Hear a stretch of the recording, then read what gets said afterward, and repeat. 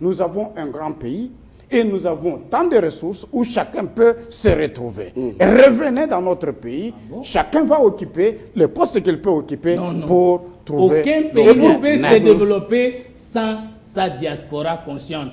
Et il n'y a jamais eu programmation d'un développement en rappelant tous les citoyens de son pays au pays. C'est une faiblesse dans la conception de la diplomatie de la politique étrangère.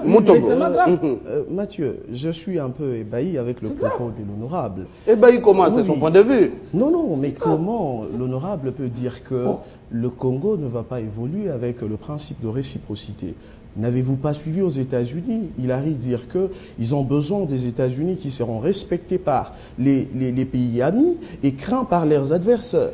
Et comment ces États-Unis pourraient être craints s'ils ne procèdent pas par la réciprocité? Nous sommes le seul pays d'Afrique, en tout cas parmi les seuls pays d'Afrique, qui ne fait qu'encaisser. Nous ne faisons qu'encaisser avec ce qui se passe au Rwanda, ce qui se passe au Burundi, à Brazzaville. Et aujourd'hui, même les plus petits... Je sens vraiment ça vous fait mal. Mais oui, comment ça? Même le plus petit qui ne pouvait pas, il y a 20 ans, se jouer de nous, aujourd'hui, c'est de nous parce que nous avons un gouvernement qui ne réagit pas. Question en français facile, s'il vous plaît. Oui. Monsieur Patrick Fumutoto, une question en français facile. Vous êtes en train de dire 3 journalistes décapités, journalistes américains, décapités par les djihadistes. Nous sommes en Asie.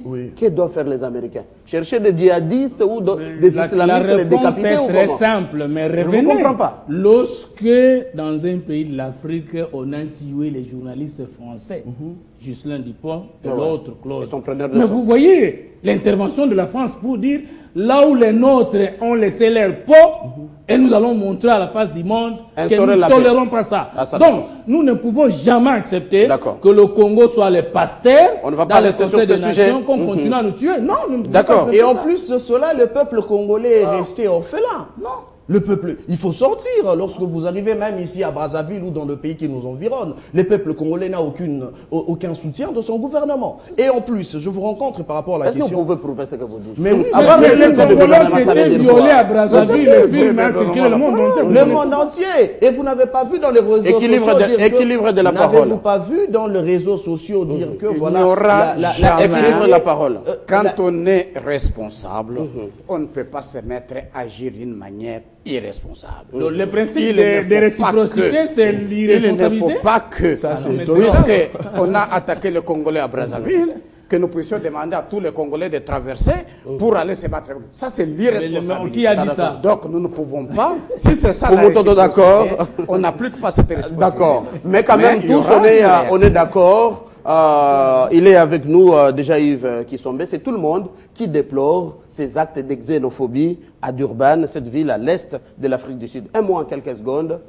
Quelle lecture vous faites de ces actes xénophobes contre les étrangers? Toutes mes excuses, Mathieu Kamango, à vous-même et à vos téléspectateurs, parce que je sortais d'une réunion de la cellule de communication, justement, de la majorité présidentielle.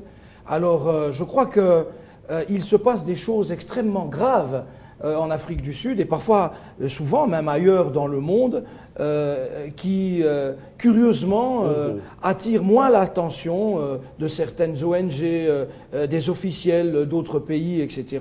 Les ONG, on a parlé de leur autorité en RDC. Non, je parle des ONG qui sont toujours promptes, bien souvent, à dramatiser outre mesure, à aggraver les choses, parfois déjà graves, de ce qui se passe au Congo. Je crois que c'est un scandale, c'est une situation qui pousse à une indignation extrêmement forte, ce qui se passe en Afrique du Sud, et qui est répétitif. Ça n'est pas la première fois que... Fumutoto de la Troisième Voie et l'autre du Parti travailliste parlent. Ils attendent la réaction du gouvernement. Quelle serait, selon vous, la réaction de notre gouvernement? La réaction du gouvernement, elle a déjà commencé, puisque le vice-ministre des Congolais de l'étranger a déjà pris langue avec la représentation diplomatique sud-africaine. Même l'ambassadeur. Oui, bien sûr. Et notre ambassadeur en poste à Pretoria a aussi officiellement protesté, comme d'autres représentations diplomatiques à Pretoria, n'est-ce pas? Ce sont de nombreux pays africains qui sont victimes de la xénophobie entre Africains. C'est ça aussi l'esprit panafricain qui malheureusement en prend un coup aujourd'hui. Ce ne sont pas les Sud-Africains qui ont reçu la solidarité du continent africain durant l'apartheid. Donc je crois que ces Zoulous sont des malades. Ce sont des malades mentaux. N'allez pas très loin encore. Ce sont des malades mentaux. Mathieu Kamango, vous avez appris ce qui se passe en Afrique du Sud dans le détail? Vous avez vu des images pas truquées, de personnes lynchées, lapidées, poignardées, de simples, j'allais dire, résidents, pas des politiques, pas des hommes riches ou des femmes riches à qui on peut montrer de la jalousie ou de la malveillance, des gens ordinaires. Donc les Zoulous, ceux qui mènent cette opération, c'est l'ethnie Zoulou, guerrière et qui fait reculer l'Afrique du Sud. Je dis que ce sont des malades, ce sont des malades, des criminels. Et donc je crois que le gouvernement sud-africain est en train aussi de prendre les choses en main. Je crois que la police et la justice en Afrique du Sud, bien que insuffisamment, jusque-là, mais prend les choses en main. Je n'entends pas, moi, voir le gouvernement sud-africain ne pas régler le problème avec une perspective dans la durée. Nous sommes en Afrique du Sud face à un État de droit, un État démocratique qui ne peut accepter que l'image de la République sud-africaine soit ainsi ternie. Mais ce qui est dramatique, c'est que ce sont des Africains. Ils ne s'en prennent pas à des occidentaux. Ce sont des Sud-Africains d'origine, donc des Noirs sud-africains qui pourchassent, qui tuent des Africains qui ont pourtant combattu pour eux à travers tout le continent durant des décennies contre l'apartheid. C'est pour ça que je dis que ce sont des malades. Ça, c'est bien dit, Yves Kisombe. Alors, tous, on est indignés par ces actes. Attendons voir cet état des droits, de justice de la République sud-africaine. Alors, on revient en République démocratique du Congo pour évoquer des élections. C'est un grand sujet, mais on n'a pas beaucoup de temps. Soyez concis et prompts pour donner des réponses et on va évoluer. Ce n'est pas le moment de changer les calendriers déjà publiés par la CENI. Il y aura les élections bel et bien. Après l'ouverture de bureaux pour le dépôt des candidatures, pas vraiment d'engouement à Kinshasa. On a appris par exemple à Goma, vraiment un engouement de gens qui sont allés retirer les fiches pour devenir, pour postuler.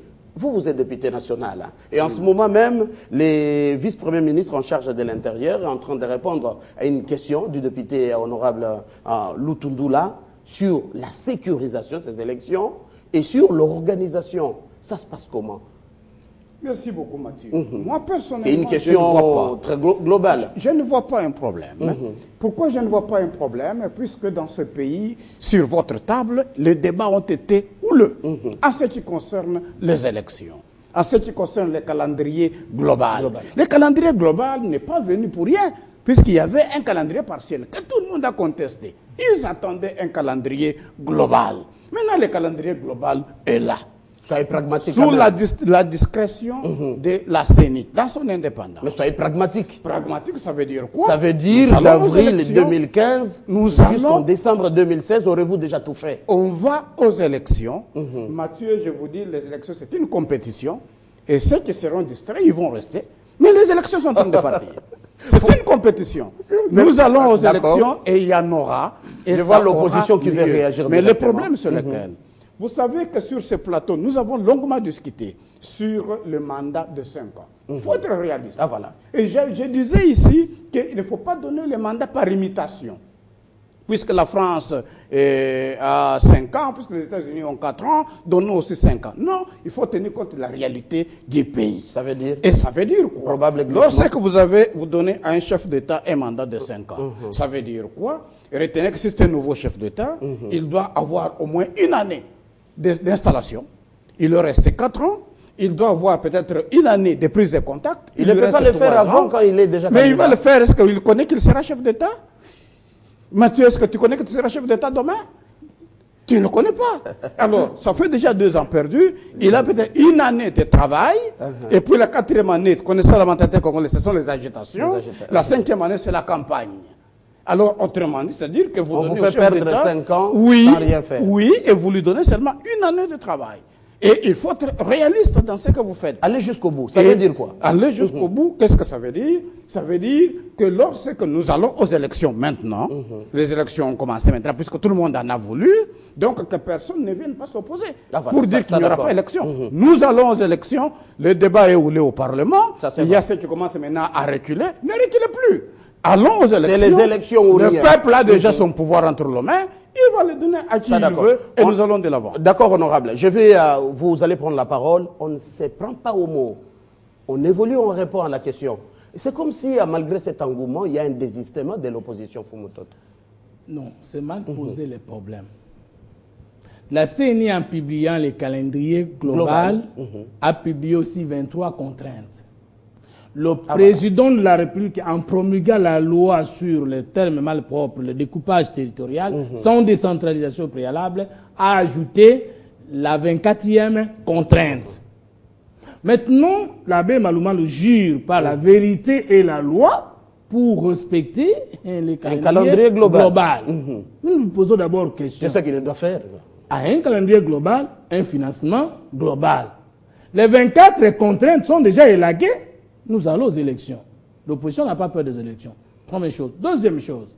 Est-ce que nous avons besoin des élections pour élection ou bien nous attendons des élections crédibles pour avoir une paix sociale avant, pendant et après les élections?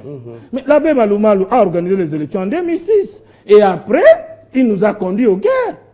N'oubliez pas la guerre entre Jean-Pierre Bemba et le régime actuel.